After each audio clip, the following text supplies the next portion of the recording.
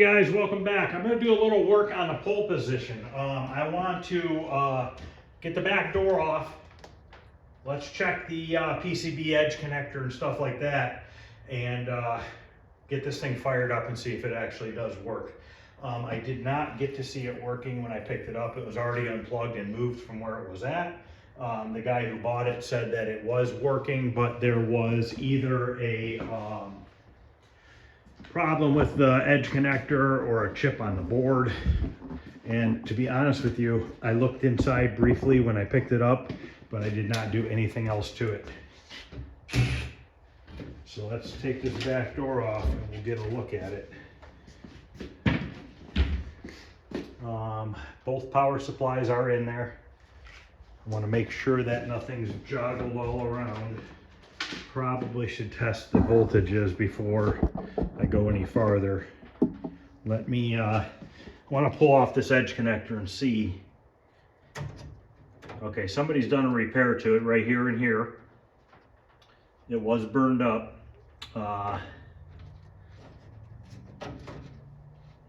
pull it out, take a look at the board set. Looks to be actually pretty clean, and it's really clean. Somebody's done some chip replacement. All the chips look really good, actually. Very, very clean board set. So that is nice. So let's do some voltages, test some voltages, and we'll see what it's doing. And what I normally like to do with these, I did it on mine, is if you go around the board here, you see these little male spade connectors, whatever you want to call them. It says plus 5 volts. And then you have a ground here, and then you have a plus 5 volts here, another ground here. What I like to do is I like to bypass this right here, this 5 volt rail, and run from the edge connector to these spots on the board. So basically I take a wire and run to here, this 5 volts, jump over to that 5 volts, all the way around the board. Rather than the board being supplied with 5 volts through this edge connector, which is just gonna burn out again over time, running it through the board eliminates the use of this edge connector here.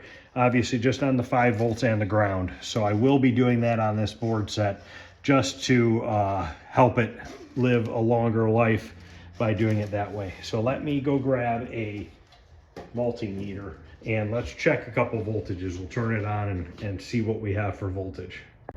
Okay, got an extension cord over here so we can get it plugged in. Gotta make sure nothing's touching in here first. The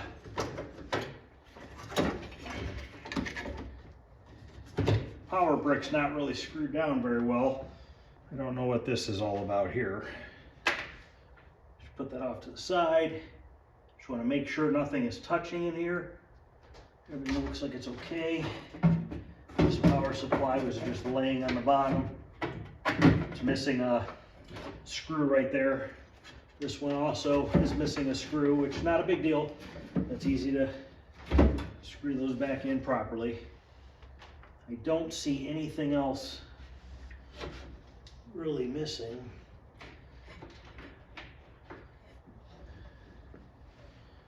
Old part of a lock for the back door. I just want to make sure that this is working before I tear it apart, because I don't want to put it back together and then it not be working. Neck board's on. That looks okay.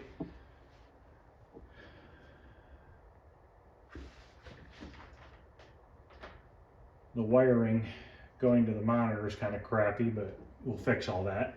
So, all right, let's get this plugged in. This does not have a switch on the back.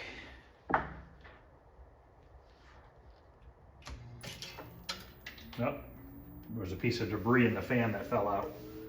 Okay, so the fan's working. Monitor has neck glow.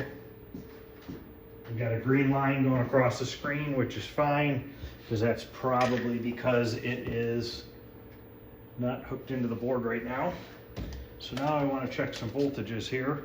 And by where those traces are burned, I'm guessing that's my 12 volt, and then at the very bottom is probably my 5 volt.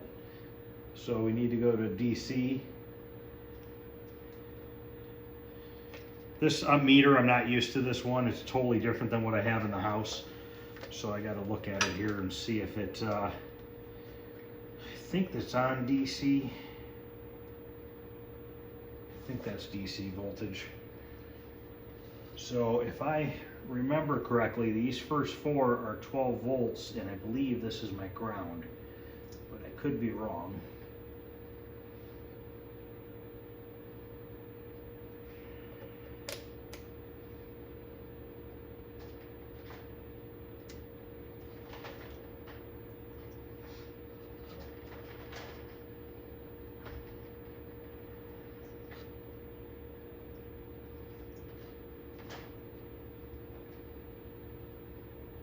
Okay, 4.7, 4.6. It's a hair low. 4.6. Just making sure all 4 are the same. Okay, that might be a hair low, but it is putting out 4.6 volts. So let's leave it there. Let's plug it in, the board in, and see what we got going on. So let's slide this back in place here. Make sure I put it the right way.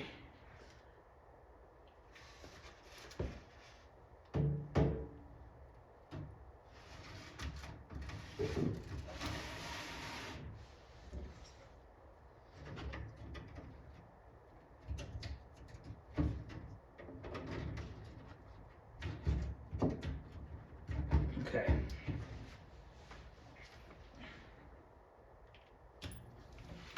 Okay, we got LED lights on. Okay, monitor, something's wrong with the monitor.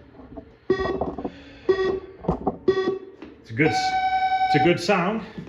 Why is the monitor on vertical collapse?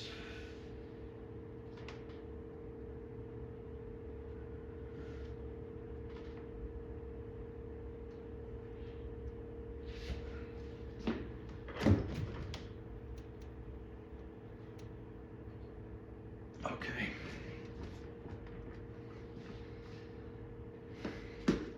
All right, I have to give me a minute here. Okay, the vertical hold was messed up. Monitor's still out of whack, but I didn't realize this is a pole position 2 board. At least that's what it says. Our cardboard bezel inside is all funky looking. Well, I guess it's not too bad, but I messed with the vertical hold for a minute and we did get a picture. It actually looks pretty darn good. It's really not too far off. Monitor's too big in size. The image, we need to shrink it down some, so let's try. Let me see if there's this is a newer monitor. It's a Cortec monitor. So I need to look at the vertical position, vertical hold, horizontal position, vertical height.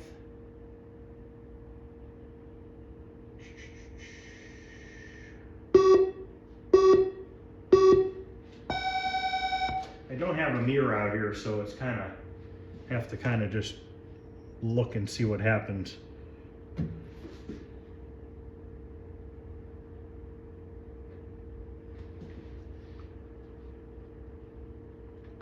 Colors are a little bit off. The green is up too high, or the black level's too high. It looks like the brightness is a bit high, but our image is way too big for the screen right now. But that's not really, I'm not too worried about that because I know I can adjust that. They put a free play button on down here, so let's, this is actually pretty nice that it's a pole position 2 board, to be honest with you. I've never played the pole position 2. I've only have the original one. Let's go to the test track here. How do I start? Gas pedal maybe? Yeah, that monitor definitely needs some adjustment, and volume's really high. Let's see what we got going on here. And we're missing, well, you know what, I don't know if on the test it shows anything on the top of the screen or not.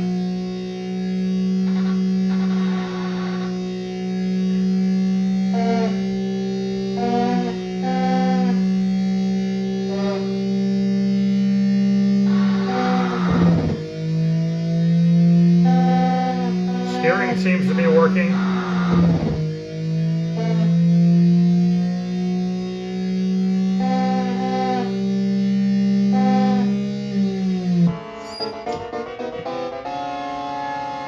Okay, 4,000 point bonus. On the camera makes the screen look better than what it is. Yeah, we're missing sprites up top.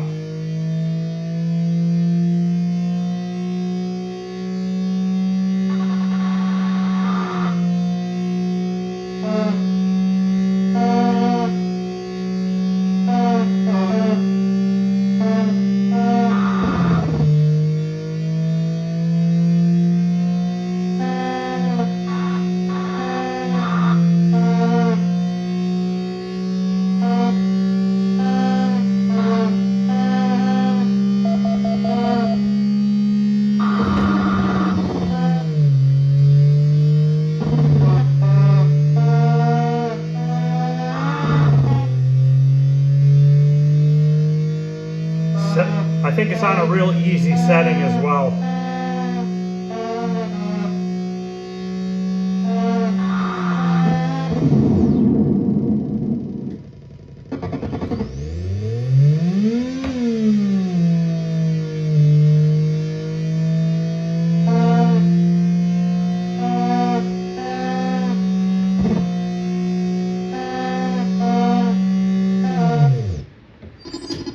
Yeah, it's not showing anything up top. It's not showing your speed or anything.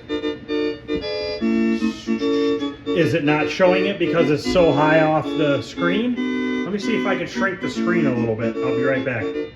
Okay, the image is just way too big. I brought it down and it definitely has the speeds and everything, so everything is there. The brightness is too high. Got to figure out how do I shrink that size.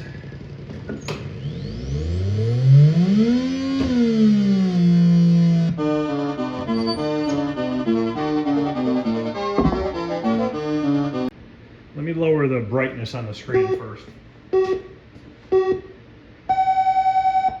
don't know if that's brighter or less. I think that's a little bit less. Black looks a little better on the road. Let me turn down a little bit more.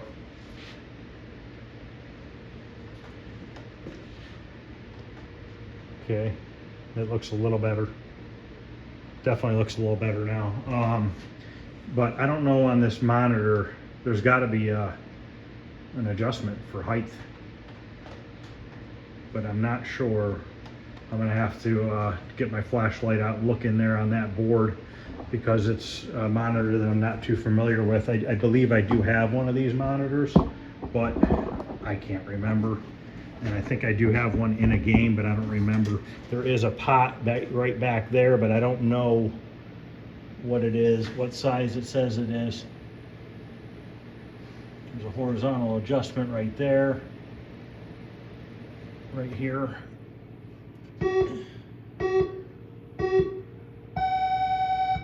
There's another adjustment pot. Oh, maybe not. That's just glue. So I need to figure out what that pot does right back there.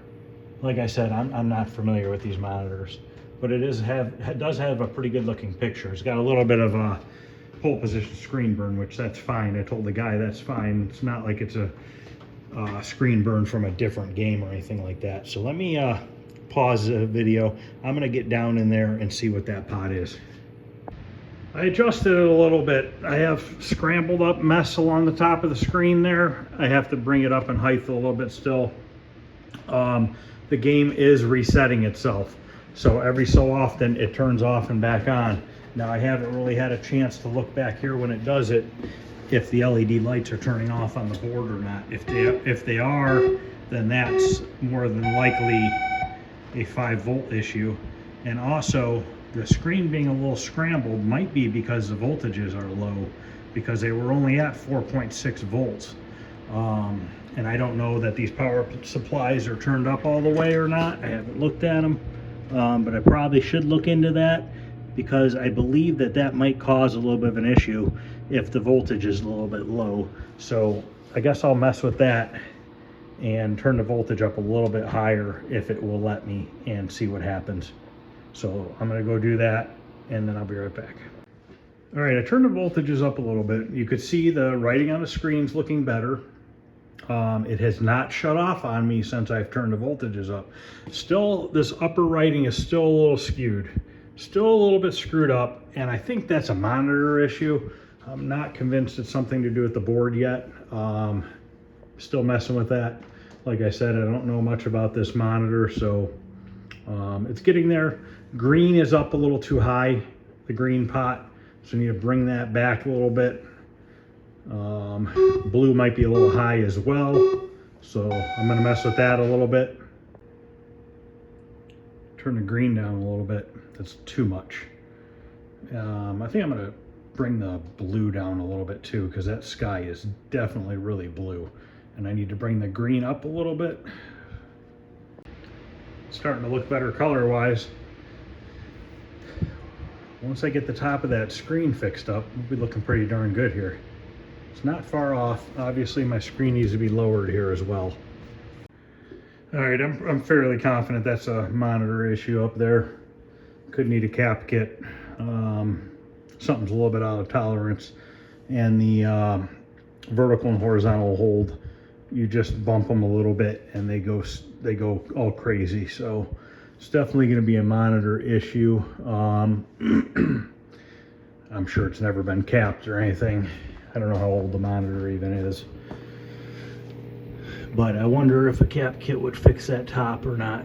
It's very possible that it might. But we do have it working. I do not have it, it's not shutting off, so that is a good start. So I think what we'll probably do is work on the jumping the wires on the board probably, and then we can start maybe taking it apart and figure out the monitor issue afterwards. I'll see if I can get a cap kit for it. We'll cap it and see if that makes any difference or not. So, all right, this is going to be the first video on working on the pole position. So it is in fact a working game, which is a good thing. Hopefully it won't be too bad to restore and get back together. It's in pretty darn good shape. A little busted up corner in the back. Front isn't the greatest either. I'm gonna have to do a bunch of body work to the front of it. So, all right guys, that's gonna end part 1 of the pole position. Any questions or comments, feel free to ask. Please hit the thumbs up button, subscribe, share. I'd really appreciate it. And I will see you guys later. Thanks.